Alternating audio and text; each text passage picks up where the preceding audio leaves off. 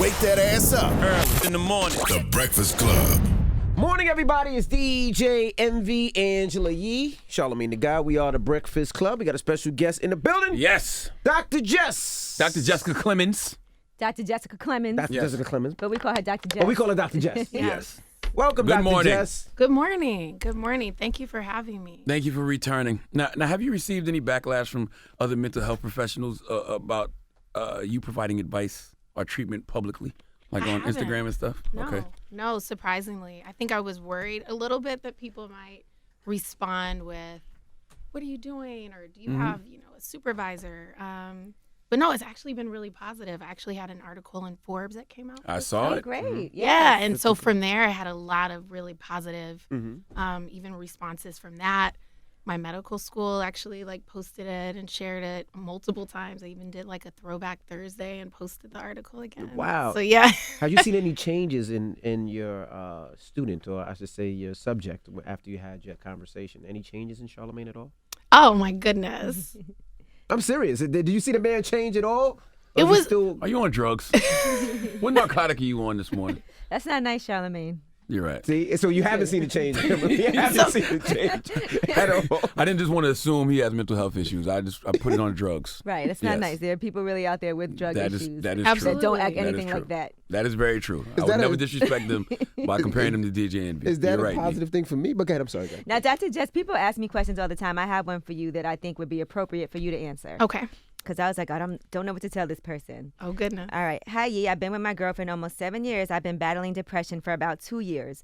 Recently, I asked my girlfriend if maybe we should live apart after our lease is up so I could have time to myself. My depression has really took a toll on me lately, and I wanted some time alone to battle my demons. I didn't ask to break up, just to live apart. She flipped out, took some of her stuff out our home that we share, and told me she's not coming back. I thought she would have been more understanding. She treats my depression like it's a problem instead of being my support. What should I do? Oh, so I'm really sorry that this person is going through that. I always want to try to validate what a person's experiencing. I mean, it sounds like her partner has already kind of made a decision about moving out. I wonder if they would be interested in having couples counseling to learn about ways that the partner could help support this person who wrote to you while they're going through depression. Obviously, they should also consider getting treatment. Usually people who do suffer from depression, it's best to get into some sort of therapy or take medication rather than Try to deal with it alone. yeah, and actually push people away who could be more supportive. How So- can you, I'm sorry. Go ahead.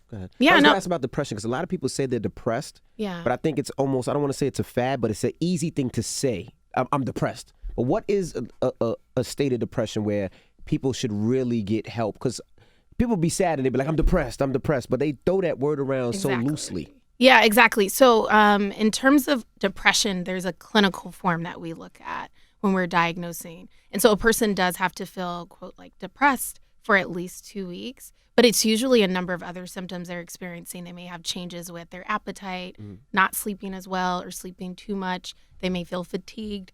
Some people even have difficulty with concentrating, lack of sexual kind of drive, also feeling hopeless. And for some, they begin to feel suicidal. So when I'm diagnosing someone with depression, I'm looking at a number of things beyond simply them saying, I feel depressed, right? I'm looking for signs and symptoms. Is Now, there, with is this there question- always a root to depression?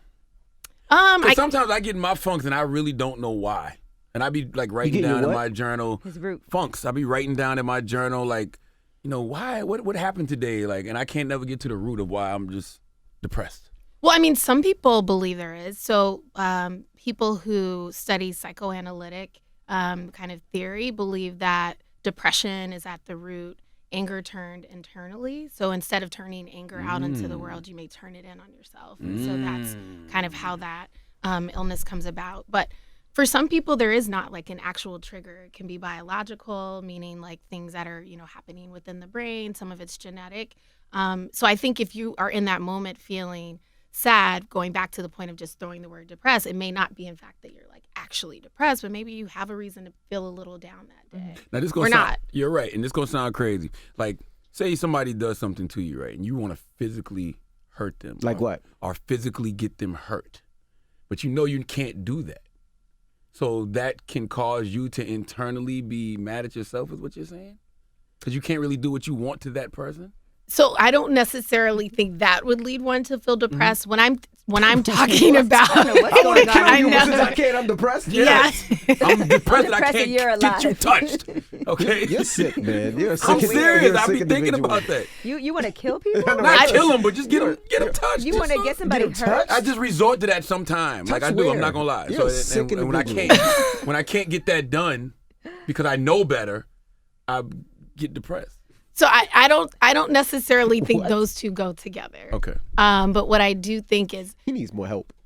something not on that level. Like I think a lot of people struggle with challenges at work. I kind of use that all the time in an example. So if someone is feeling like, they can't get through to their boss, they're not necessarily feeling as successful as they should be at work, instead of learning ways to become more assertive or to engage with their boss so that they can get the outcome they want, they may start to feel depressed. Right. And so that anger that would be directed not as violence towards like a boss or the workplace, you turn it in and just you become less active, less kind of assertive in your approach, but not. I don't really think that we're thinking about people trying to kill folks. I don't think that's. Well, he is. Yeah, he is, obviously. But back to the question I was asking you, the reason I wanted to ask you that question in particular was, how do people deal with someone who around them, someone they love, who's dealing with depression, right? How can you see the signs of that? And if they want to be left alone, what are you supposed to do? Yeah. So some of the signs that I think people can recognize is obviously if a person is saying that they felt really sad or depressed and it's been continuous for a couple of weeks.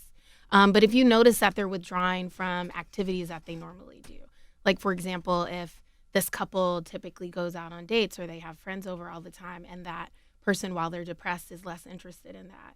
Maybe they're staying in bed, eating a bunch of junk food that they normally don't. If you're just seeing changes in their behavior, obviously if they say, I don't want to live, I want to kill myself, that is a huge indicator that there is a problem. So I think just paying attention to the way that the person is interacting is a good sign, to kind of give you an indication that something's wrong. And then, you really have to know the person to understand what helps them. For some people, spending a little time alone can be helpful, but what we talk a lot about within mental health is behavioral activation and almost doing the opposite of what you feel like you want to do when you're depressed, right? I don't want to be around anyone. I want to be alone. Actually, that will make you feel worse. So you should do more, like schedule that date that maybe you don't want to have. So I think the best way that a person can support them is obviously don't become their, sort like the who they start to like direct their anger towards, but just try to keep them motivated. But also you can't pour from an empty cup. So if there comes a point when they're maybe taking their anger out on you, you may have to give them some space and really encourage them to get in treatment. But we have some people on the phones, and I don't want to lose them. Okay. I have some questions for you.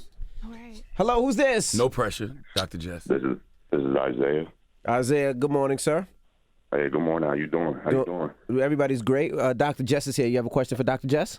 Hey, Dr. Jess, how you doing? Good. Thank you. How are you? I'm well. So my question for you, Dr. Jess, is me being a 23-year-old, mental health isn't necessarily something that me and my friends talk about. Not at all, actually. So I guess I'm just wondering, how would you go about bringing that up without necessarily looking like, I don't know, kind of lame, but just getting laughed at, I guess. Without looking crazy.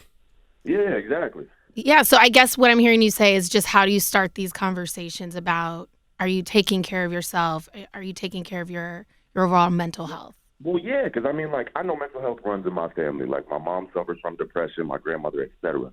So, like, how do I make sure my guys is good? Like, how you bring that up without looking crazy, like Envy said? Yeah, so... And that's his guys or his friends? Family members or it's just his friends? No, like the friends. Like my boys The around. homies. Okay, the homies. Yeah. Okay.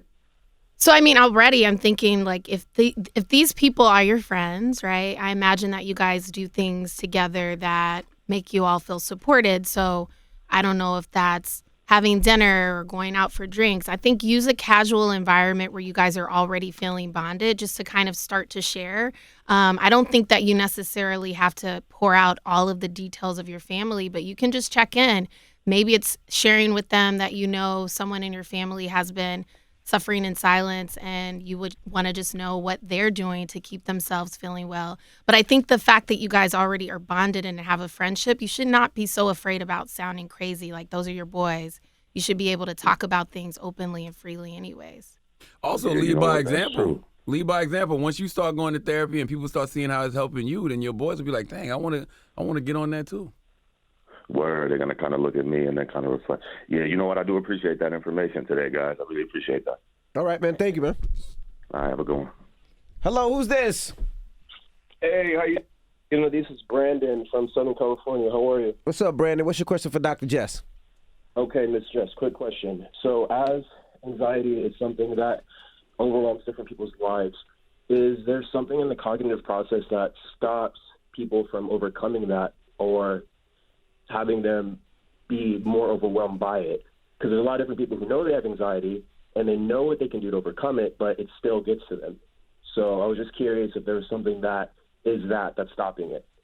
Okay, so I'm going to try to answer that just in terms of thinking about like the way that the brain is wired. So the amygdala is a part of your brain that is responsible for fear. And so the thought is that anxiety is really kind of more active if you have the area of the brain, the amygdala is like firing a little bit more in certain situations. So I guess to your point about is there, some people who can overcome it a little bit more easily than others, the answer is yes, but I think what's important to know about anxiety is that, it's treatable.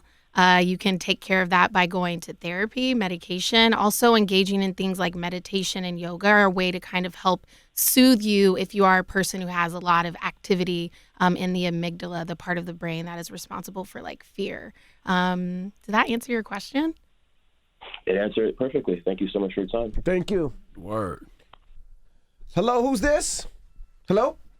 Yeah, hello? Man, You what's your cooking, name? Dr. Jess. You cooking. What's your name, bro? Hey, Dr. Jess, you there? Yeah, I'm here. What's your name? John. Hey, John. What's your question for Dr. Jess now?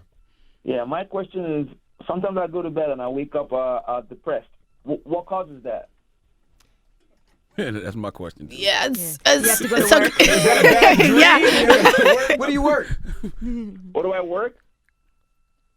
We need more information, right? So you're telling me you go to sleep and you wake up depressed. I'm curious about, is that something that happens every night? Is there an event No. It's every now and then, once in a while, you know what I mean? Not depressed, but just sad for no reason, and I can't find the cause of that sadness. I feel you, brother.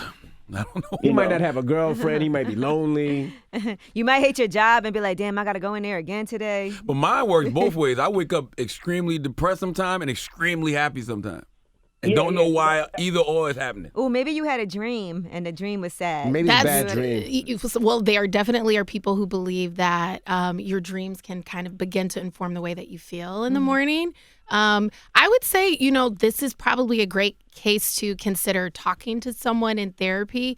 I really can't answer that question as to why you wake up feeling depressed, but those are the types of questions that could be explored if you find that you also have, if this is happening often or if there are other things that you're recognizing that are, kind of off for you.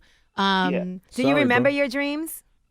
No. It's not even a dream. Like, I sleep and I wake up and I just feel sad inside once in a while. That happens to me sometimes, but only if I have sometimes I have a sad dream, like a funeral, and then I'll wake up and be really sad, but I know it's later on I'll be like, oh, it's my dream, because sometimes I'll remember later on that I had a dream and I'll be like, oh, that's why I felt that way this morning. Absolutely. But, A trick I've learned is not to go to bed with any baggage from the day. Like, write down what you're grateful for before you go to bed, what you're thankful for. And, I don't like to read social media if I go to bed. I like to, read a book or something. Read my positive affirmation card. Just go to bed peaceful. Absolutely. Do you shake it off quickly, or is it like the whole day is sad? He's gone. Oh. He's gone. And now he's sad again. He's sad again. Okay. So you would recommend him to do what, Dr. Jess?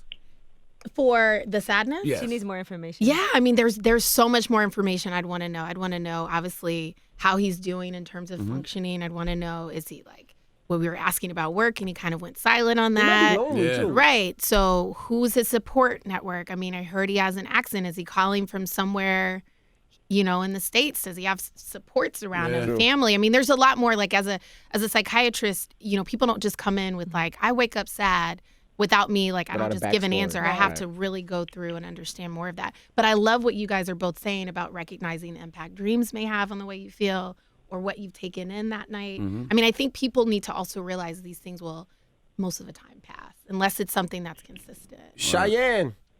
Hi. Good morning. Good morning. Wow, I actually got through. What's your question for Dr. Jess?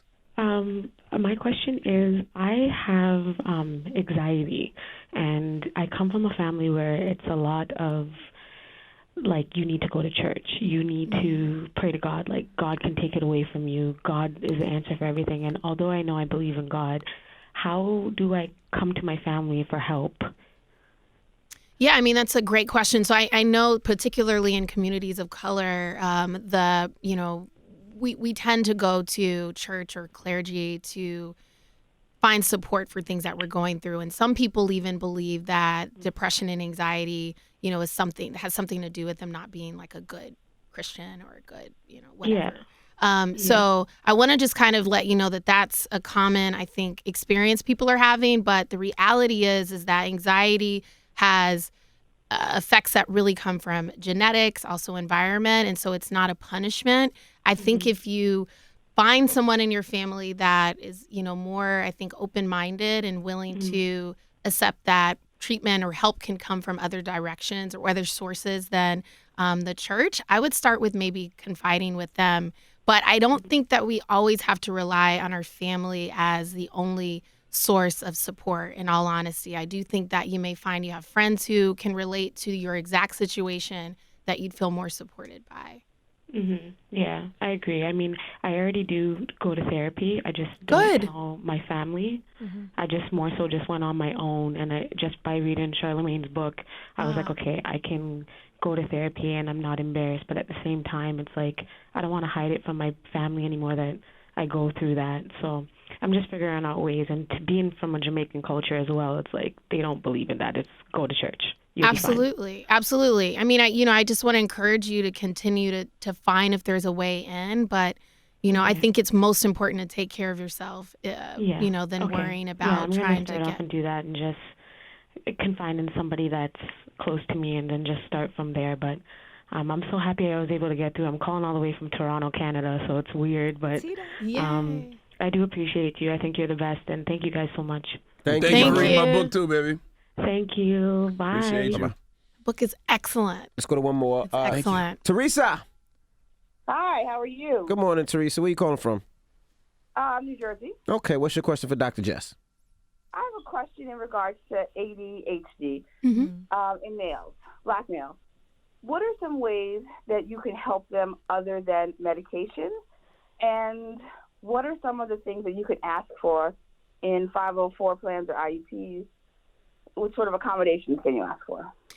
And are you, when you say in black males, are you referring to like a child or teenagers, older teenagers in high school? I see.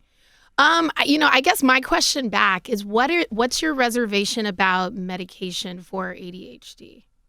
What's your reservation about that? More so that I just don't want that to be the first method of treatment without trying other options first. And, I just don't want my child to become reliant on medicine if he doesn't have to. And if he does, then he does. But what are some things that we can try to do before we get to that point? Absolutely. I cut you off.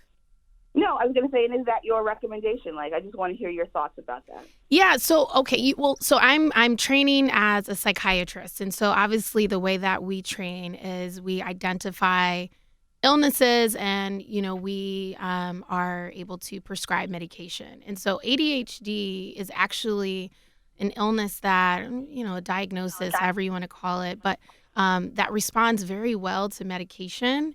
And, I'm hearing you say that you would like to think of other ways to manage that without trying medication. But generally, people respond very well to it. And it's something that before they know it, whatever challenges they were having in school or at work really begin to resolve because now they can actually concentrate and focus.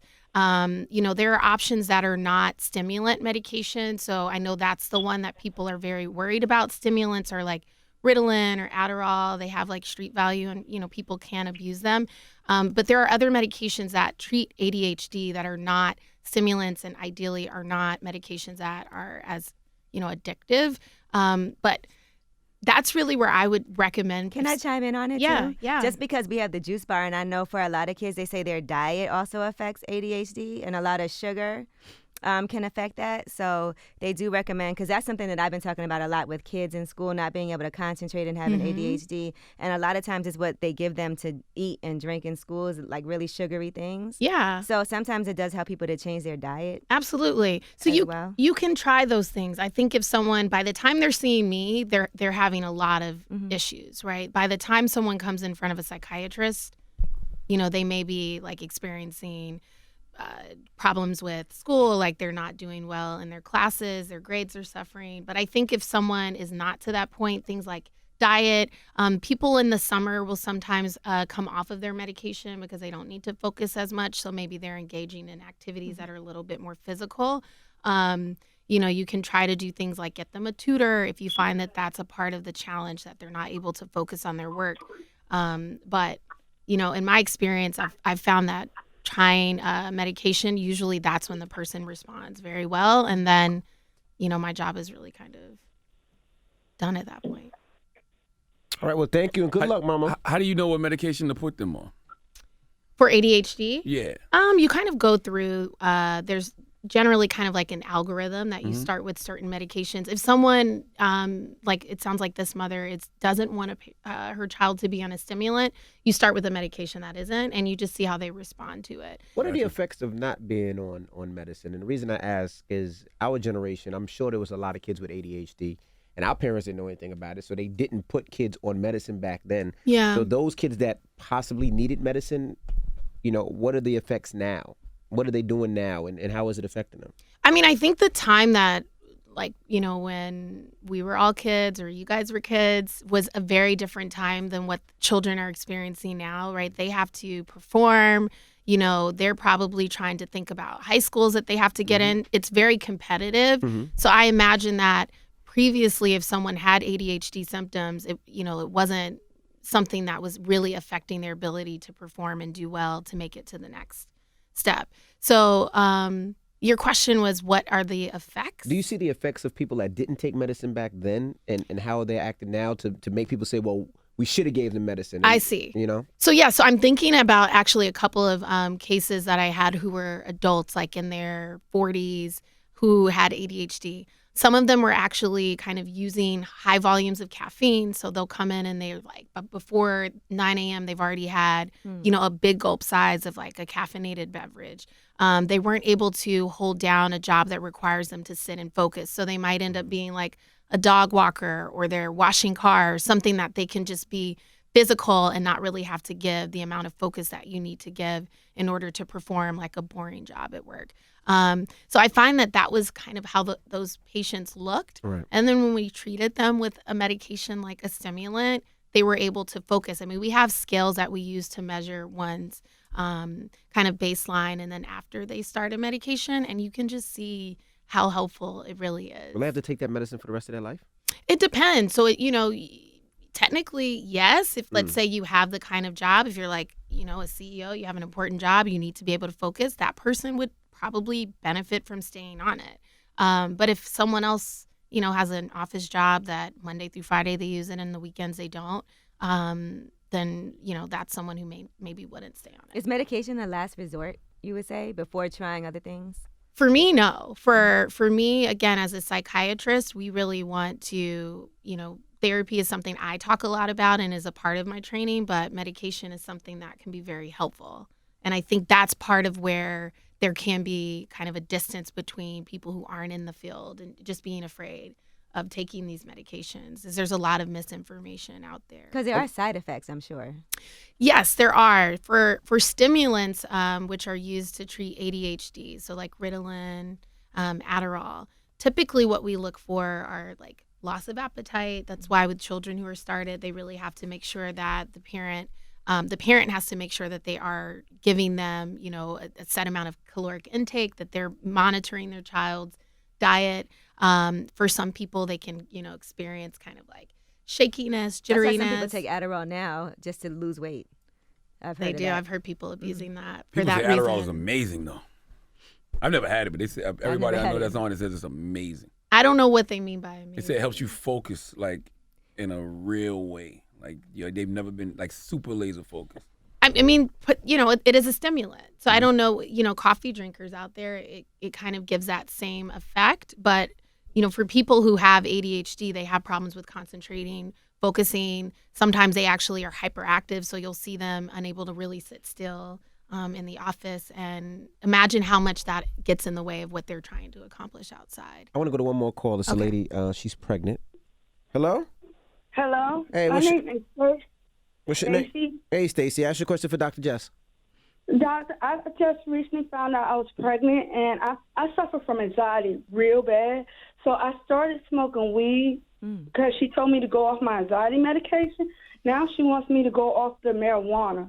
What can I do to help with my anxiety? You shouldn't smoke weed pregnant. I don't think that's a good thing. Absolutely. I'm not a doctor, but I don't think that's good. I know I shouldn't, but at the end of the day, I got to be able to live my life and function and deal with my anxiety.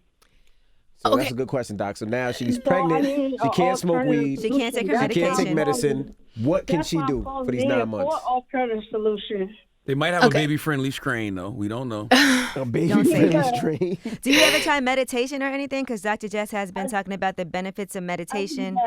I'm in therapy. I do all of that. Good. I do a lot, and I try to, it's just I don't have control. I don't know how to explain it. My anxiety, I don't know how to say it. It's I don't know, my mom be, it'd be like my mom. Calm down, yes, baby. You're you anxious sound right anxious Calm now. down and listen to what Dr. Jeff has to say. So, obviously, thank you for calling, and I would encourage you to go back to your doctor and talk to them about what you're experiencing in terms of your symptoms, because, yes, everyone is correct. Smoking marijuana or cigarettes, anything like that is, not good for baby or you. I'm not sure of where you're from, if they have reproductive psychiatrists. And so, I don't know what that is. I'll tell you. So that is a type of psychiatrist who specializes in caring for women who are considering becoming pregnant, who are postpartum, who are just kind of in that window where they may have be exposed to medication while carrying a baby or fetus. So that doctor specializes in prescribing medication or monitoring you during the pregnancy, because if you're anxious, I wonder if you also may be experiencing depressed mood, because those can go hand in hand. And so you want to just, good. I'm happy. Good. So I'm happy to hear that. I have a panic attack. Again, so that's why I would ask that you go back to your doctor and see if they can refer you to a reproductive psychiatrist who's comfortable with managing you while you're pregnant. Because I don't think the marijuana is going to be the best. Oh, that's terrible. Right. That's why I called you to come up with another solution. Do you exercise and do yoga? Yeah, I exercise. I do a lot of, because I'm in the medical field, so I do a lot of stuff to keep my body in shape, and I eat healthy, and I live a good life. It's just the anxiety I don't have. It's I don't know how to explain anxiety to y'all, but I don't have control of the anxiety. Absolutely. I mean, that's the way that anxiety works. A person isn't able to I don't stop. have control when I have an anxiety attack, but I'm pretty much functional across the board. I got a good job. I have a husband. I have kids that I love and everything. And I just don't know how to get this anxiety where I don't have to be on any class 2 medications and be able to have a safe baby. Well, that's why I'm recommending that you find a reproductive psychiatrist, because a lot of psychiatrists are worried about, they're afraid to prescribe medication while a woman is pregnant. And that's, because of liability and also just not necessarily feeling experienced in that. I'm not a reproductive psychiatrist, but there definitely are some out there who that's what they do. They can safely prescribe medication for you and safely monitor you during pregnancy and really kind of counsel you through that. So at least what I could say is you shouldn't be smoking marijuana, okay? I'm trying not to. I'm going to try that reproductive psychiatrist thing, and thank you. And that's what I needed, another suggestion. Thank All right, you. good luck, Mama. So, Dr. Jess, you can't take anxiety medication when you're pregnant either? So you can. Okay. You can. So again, I'm not a reproductive psychiatrist, but that is a part of the training that I have to be exposed to that. And yes, so you have to think about kind of the way that psychiatry has just been, right? Just all these years. Most psychiatrists, if their patient comes in and they say, I'm pregnant, they'll just say, stop your medication. Part of it is just not knowing, like, that it's safe to prescribe it. There's a lot of research now that says it is. So a reproductive psychiatrist knows the ins and outs of what medications are safe. They understand, the effects that it could have on a fetus. They understand what the risks are of having untreated anxiety or depression. So it actually is safe to take most medications for anxiety during pregnancy, but you want to have that doctor that's counseling you and walking you through it. Well, thank you, doctor, for answering those people's questions. We appreciate you. Yeah. Thank you. I got one more question. If someone is mixed diagnosed with like bipolar or any, mental health issue, but they've been mixed diagnosed and they don't actually have it, can they develop those? Can they develop if somebody says, hey, you're bipolar, but it's a misdiagnosis, can you develop bipolar because you're thinking about it so much? No. Okay. No, you can't. Misdiagnosis happens. I know we talk a lot about You bipolar. All right, I'm bipolar. Within the Black community, there is a lot of misdiagnosis. Yes. I've shared this before, that if a person comes in, a Black man comes into the emergency room with the same symptoms as a white man, the white man would likely be diagnosed with bipolar disorder. With the same symptoms, the Black patient or male patient would be or have schizophrenia. And we know that has different kind of medications that one goes on, that also has different views. If someone has bipolar disorder, it's episodic. If someone has schizophrenia, we imagine that that's like kind of one of the most difficult and severe forms of mental illness. So there is a lot of misdiagnosis, but you really can't pick it up. I just think it's very important to really get with someone that you trust and someone who has experience in taking care of people of color, for sure. Well, thank you for joining us. Now, how can people reach you if they need you? So right now, social media, I do a lot of, again, lives. I do community events. It's Ask Dr. Jess on Instagram and on Twitter. I'm not taking new patients right now, but I will probably in June or July. But you can always just reach me in those spaces and look out for my community talks that I'll do. I'll have one in February. I'm excited. I have a really cool guest for that. Yeah. Well, thank you, Dr. Jess. Thank you, Dr. Jess. All right, it's the Breakfast Club. Good morning.